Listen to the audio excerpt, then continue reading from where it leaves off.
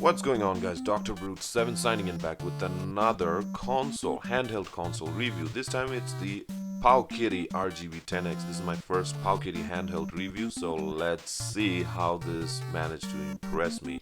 Now, this is a budget handheld, so it's not going to be like the usual Anbernic devices or the TRIMUI Smart Pro that I reviewed. This is going to be missing a couple of features which I'm going to talk about. However, it does come at a very cheap price. In the $50 to $60 price range from AliExpress. A very special thanks to AliExpress for allowing me to review this product. Yeah, so we're gonna do a quick unboxing and do a first out of the box console impressions, and then we're gonna move over to the hardware specifications and all of that sort.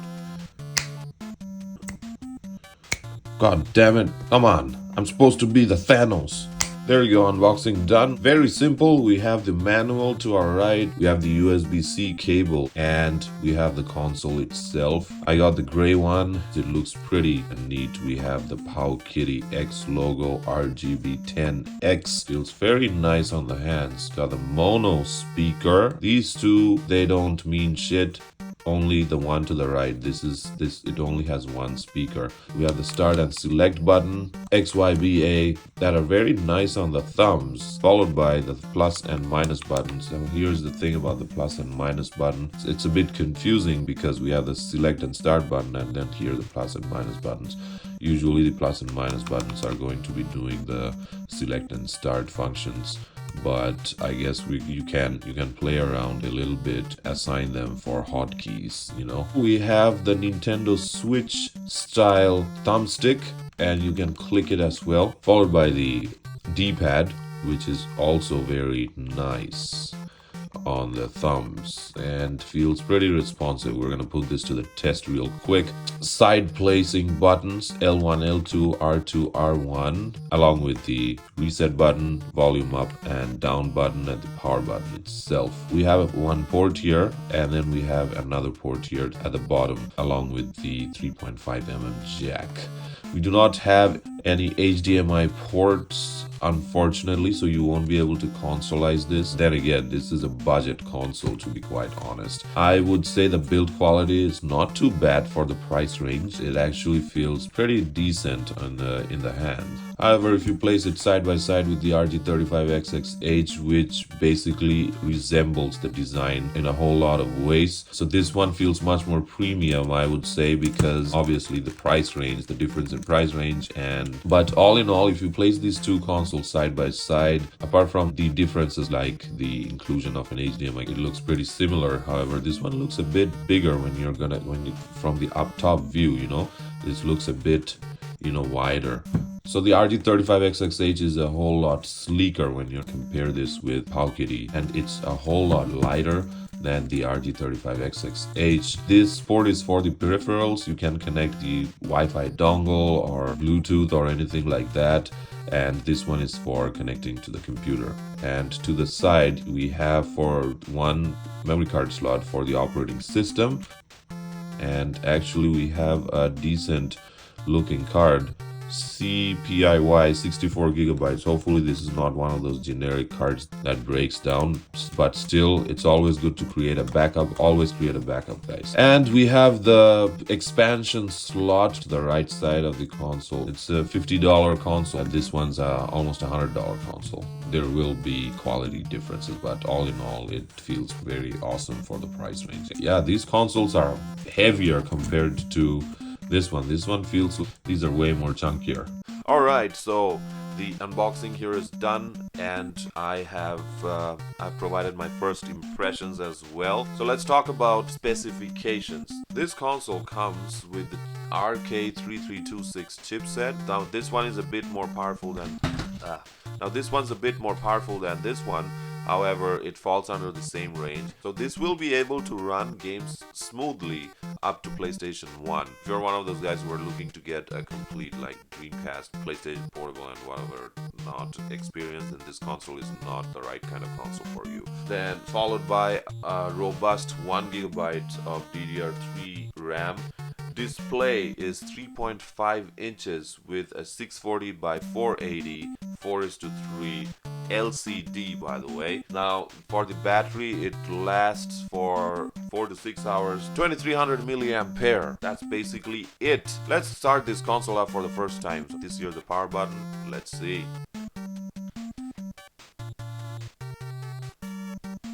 Wow, there is a crackling noise that I can notice. Now, I don't know if it's a speaker issue or not, but there is a crackling noise that I noticed. And also, this is using a customized version of ArcOS. There is a newer version of ArcOS available. I'm gonna make a separate video on that. The display is quite good, but also it gives out the vibe of a budget handheld. Now, if you notice, the screen is way more smaller, like bottom bezel. It takes up a lot of space, and this kind of gives out like cheap console vibe. So yeah, as you can see, like this one gives out a much more premium feel to it, like in terms of the display. However, the display here is not too bad. It's kind of like bright and everything is out there. Now let's navigate the menu. Now it says start button, brings up the menu, and there you go. And we're gonna quickly head over to, it says battery at 32%. I like this Wi-Fi off because we do not have Wi-Fi. Now let's talk about the missing features. Let's start with the most essential one that is kind of like a deal breaker for me. Even budget console or not, there is no Wi-Fi. I can totally live without the Bluetooth feature. However, because I really do not connect controllers or anything of that sort when it comes to handheld gaming, for me, I just rely on the console, the handheld itself. Now for those who likes to play like games through a joypad or 2 players or that sort of vibe, you cannot do that either because there is no Bluetooth. There is no Bluetooth feature. There is no Wi-Fi. Now that is a big of a deal for me because Scraper is something that I use right after I'm done customizing the console. Does it make this a bad console? Of course not. There are certain alternatives, but this one is horizontal. Those ones are vertical. These are some of the missing features, I would say, of the console that make or break the decision of the buyer, which is you guys. So you guys need to choose it wisely. Alright, now let's go to sound settings, and we're gonna disable the front end music. So let's start with Contra because we're gonna perform the Contra test, because that's what the boss man does it. So the whole point of Contra test is to see like how well the D-pad is suited in terms of the character movement. Damn, this is a solid D-pad, I would say. Damn. Yeah, it passes the Contra test with flying colors. It's damn, like in all the angles without any kind of fumbling. Totally amazing. Great. So, passes the Contra test with flying colors. So let's do a quick sound test.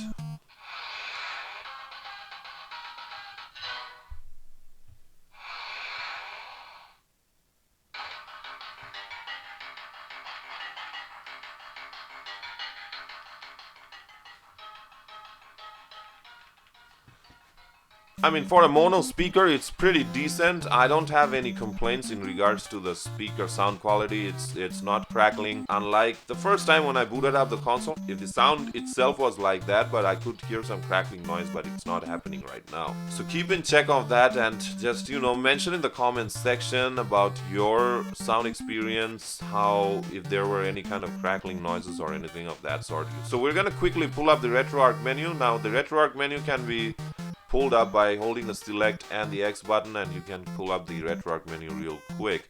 Okay, time to put this handheld on test, because that's what we're here for, right? We're going to be testing some of the systems starting from the higher end system, and I've mentioned before that it can play games up till PlayStation 1, and a couple of PlayStation 1 titles might falter here and there. However, after putting this console on test, after trying this out, I'm kind of impressed. This console is able to run some of the games pretty well. There are a couple of glitches here and there, but still you'll be able to experience Nintendo 64, a couple of PlayStation portable titles as well. To be more precise, I've tried out Grand Theft Auto, Vice City Stories, and it actually exceeded my expectations. Obviously, it's not going to be as good as the higher end counterparts like Anbernic RG40XXH or the 35XXH, or my personal favorite, the TRIMUI Smart Pro. Even though it's able to run some of the higher end systems, but doesn't mean that it's going to be perfect. It's still a budget handheld. Let's start with Mega Drive.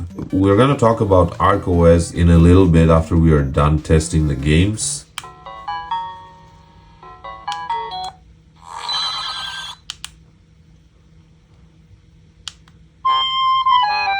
I don't even know why I chose Japan, like Japanese. Okay. Mostly because I like ramen.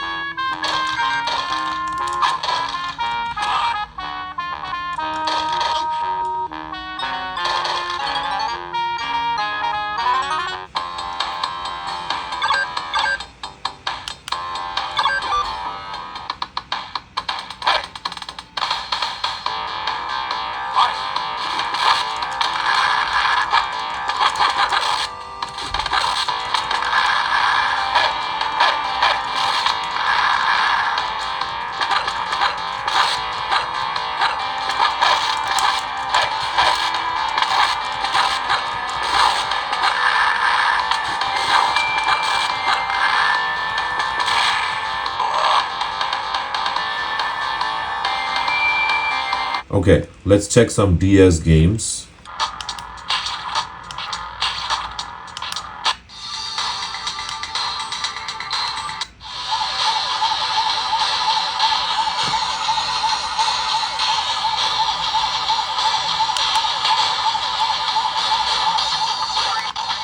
You'll be able to cycle between the screens by pressing the L2 button.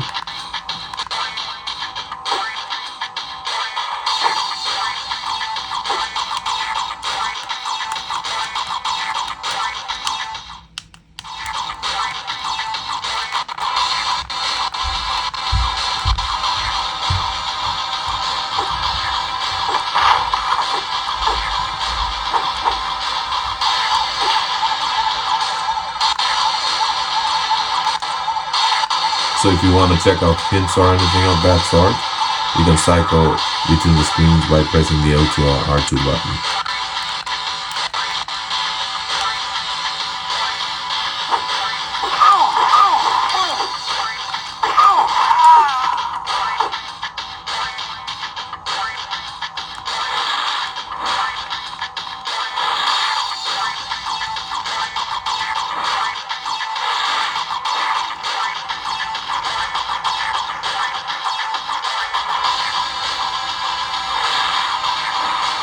So pressing the select and start button will exit out of the game. I want to show you guys PlayStation Portable. It's very surprising. There's only a couple of PlayStation Portable games. Now keep in mind I'm using the default settings.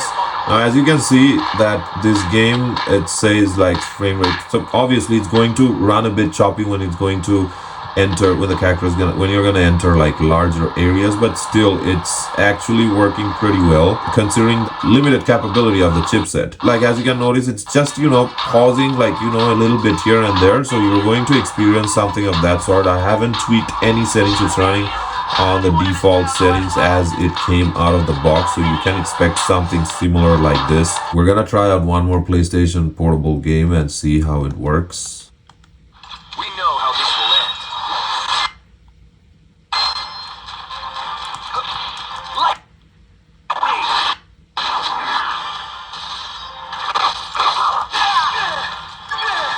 What the fuck?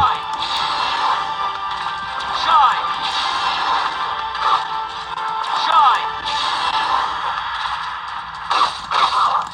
Bro, I can't even hit him. What the hell is going on? Prepare. Okay, there we go. Prepare.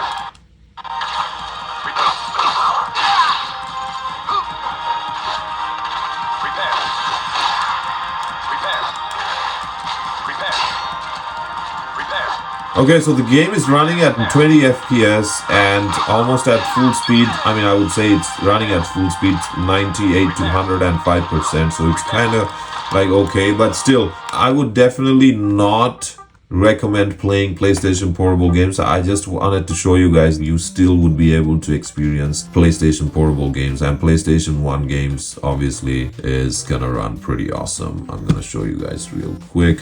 Tekken 3 is one of those games that actually gives gives these handheld a hard time. So we're gonna run Tekken 3 and see how it works. Let's just hope for the best, you know. What is going on? Well, we just ran into a hiccup. The game just froze. All right, let's try this one more time and hope for the best.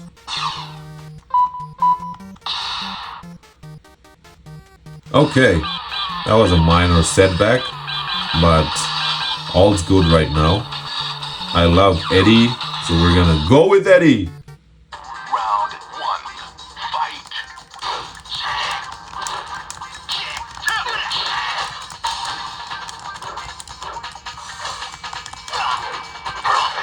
Now you know why I like Eddie. So yeah, so the game is running actually pretty awesome, flawless. So I told you guys that you'd be able to run systems, platforms up till PlayStation 1 with ease. And so since we are able to run Tekken 3 with, oh my god, 2 eyes, perfect. Okay, since we're able to run Tekken 3 without any kind of issues, you can expect to play PlayStation. Okay, let me just save this, you know. So if you want to save, then select and press the R1 button and it's going to save the state. Yoshimitsu is a pain in the ass, so you have to be very careful with him. There you go. Still, he managed to land a hit. We're gonna try out one more PlayStation 1 title, and then let's see, Mega Man or Street. You know what? Let's try it. Ready.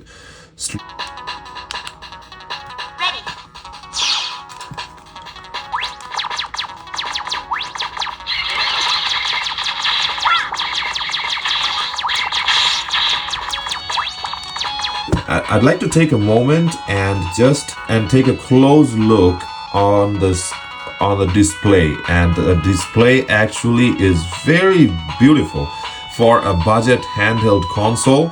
I think the display, the color grading, the aspect and everything is like very nice and crisp display while playing your favorite or classic titles. So yeah, I'm getting my ass handed and pilfered by the enemies, and these freaking enemies, piece of shit enemies. Okay, so yeah, as you can see that PlayStation 1 titles, like we just played like Tekken 3 and Mega Man, and we are currently playing Mega Man 8, which is playing very flawlessly, and it just can't get any better than this. So yeah, well, we can also slide. Well, sliding doesn't do shit. And we're just going to play a couple of more titles, and then we're gonna wrap this up real quick. I'm trying to avoid Nintendo-specific, Nintendo-centric titles because of obvious reasons, but I'd like to show you guys real quick like how the Nintendo system works. So we're gonna just try out Game Boy Advance because that's one of the most popular emulators available. You can expect a very good experience, out of the box experience, when it comes to these kind of emulation performance. So yeah, there's that. Rise from your grave.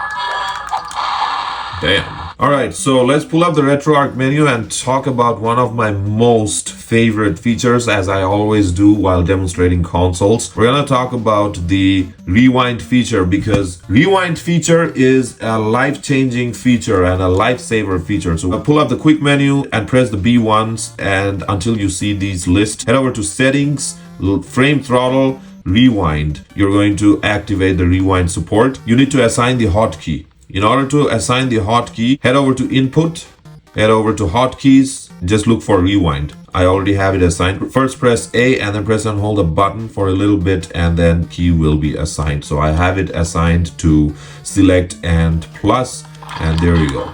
There you go. Rewind feature is active. I wish I could rewind some fucking morons out of my life, just like how I'm doing here in Altered Beast. This is how the games perform on this system. The ArcOS system, this ArcOS operating system, which is a Linux-based firmware, very well made, alongside the Surwish Crossmix, because that one is my personal favorite. Now, after trying out ArcOS, I think this is a very clean operating system, custom firmware. MooOS is very good for, in terms of its minimalistic features, minimalistic outlook, along with the outstanding Portmaster capabilities. This one also, you'll be able to play Portmaster titles. How the games are placed, how everything has been organized is so nicely done. Look at this. If you head over to Super Nintendo, you're going to find 3 categories, and each of these categories holds these titles. So Super Famicom, you'll get all the Japanese releases, Japanese games, and then you have the SNES, which is like the worldwide. I love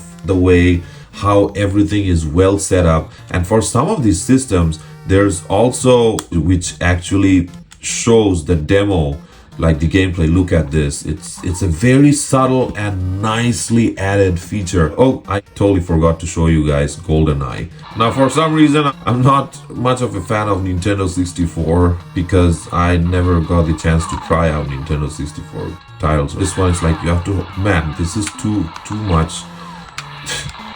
But the game is running pretty without much issues, and I cannot even, god damn it, fuck this game. You know what, fuck it.